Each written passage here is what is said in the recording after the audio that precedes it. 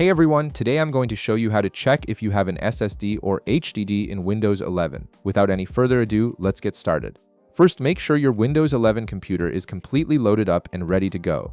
You'll want to wait until everything finishes loading before proceeding with the next steps to ensure a smooth process. Once your PC is ready, navigate to the Windows Start menu located within your taskbar and click on it.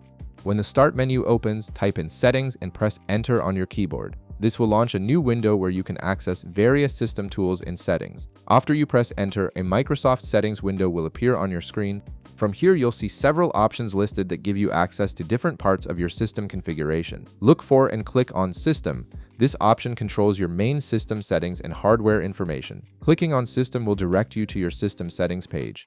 Now look at the left side menu where you'll find various categories. Locate and click on Storage. This section manages all your storage devices and drives connected to your computer and provides detailed information about them.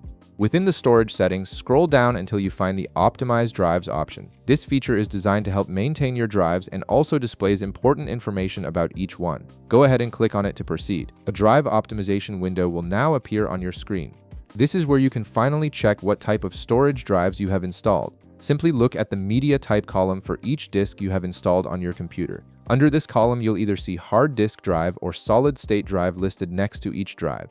This clearly lets you check if you're running an HDD or SSD on your computer. An SSD typically offers faster speeds and better performance, while an HDD provides more storage capacity at a lower cost. And there you have it. You've successfully identified whether your Windows 11 computer is using an SSD or HDD. If this video helped you out, be sure to leave a like, subscribe, and I'll see you in the next one.